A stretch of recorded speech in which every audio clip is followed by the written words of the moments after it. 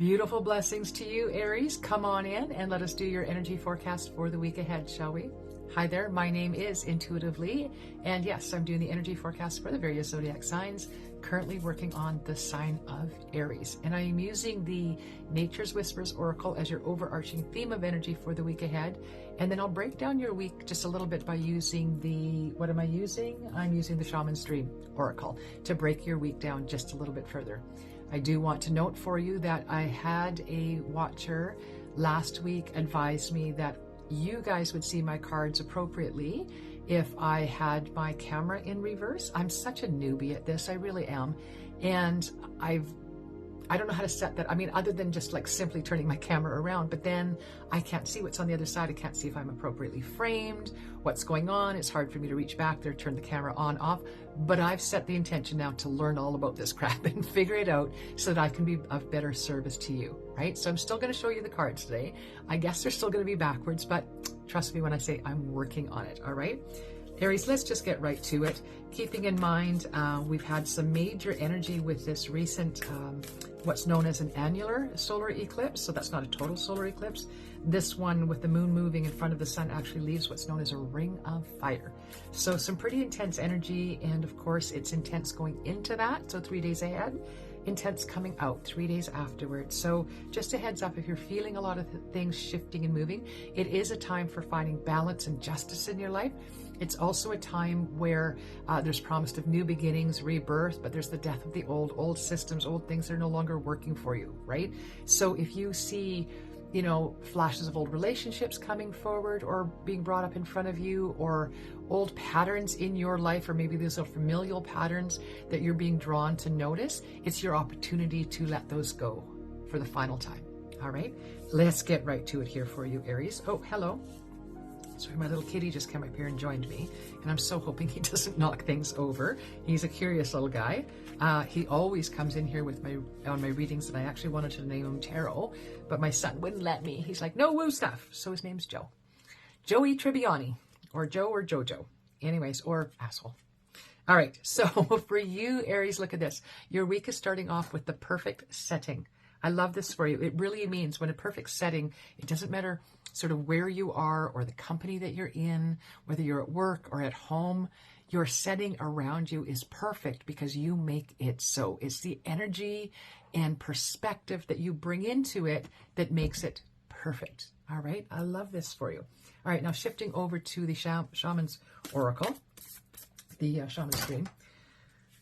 Sorry, I just had to take the cover off the box so I can see what they're called.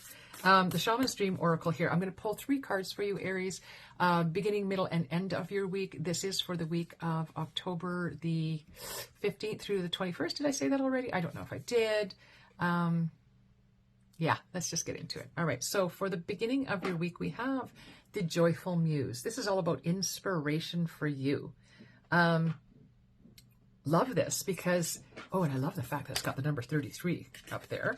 33 is significant to me. Don't know if it is to you, but I felt drawn to point it out. So Joyful Muse and inspiration is kind of perfect for the setting that you're in this week of, you know, it's all about your perspective, because then it tells me that your mind is sort of relaxed, it's open, you're ready to be inspired. And you can be inspired by somebody else's action, somebody else's story, something that you witness. You can be inspired by a person, an animal, a state of being. So just opening yourself up to inspiration at the beginning of this week. I love this for you, Aries. Let's see where we're going toward the middle of the week. Bringing in the divine feminine with the cosmic womb, right? So this really does go back to that first card of perfect setting. The cosmic wound is, wound, oh my God, was that a misspeak or what? Some of you may be dealing with a cosmic wound that deals with your cosmic womb. So this is all about that rebirth that we were talking about that is at hand now for you through this beautiful solar eclipse that we just experienced. And the divine feminine coming in. Divine feminine is not about gender. It's all about the energy that you take into something. And it doesn't mean that you don't go looking for things or seeking things. You do, but it's in a much more gentle way. Whereas the divine masculine is more intense in the energy of what it's seeking and going after. The divine feminine is much softer about that and welcoming it in as opposed to chase, chase, chase, right? And so just inviting in that divine feminine in your life this week, Aries, understanding that in that sort of opening yourself up to sitting back and wait, you can expect some wonderful divine inspiration to come in for you. And how are you wrapping? Look at this. Okay, you're diving into a task, a deep diver by the end of your week.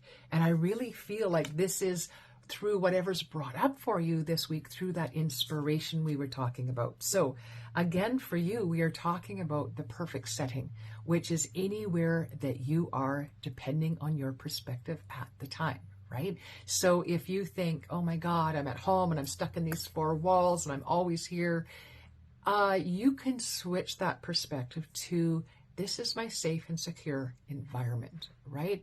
And I'd like to be out there doing things, but in this moment, I can't be. So instead, I'm going to feel safe and secure in this environment as opposed to feeling closed in with it, right? That allows you to see the perfect setting around you. And in that perfect setting, when you're much more relaxed, you're not worried about things not being perfect around you because they're perfect in your perspective. It allows you to open up and allow for that divine inspiration to come in and sit with you.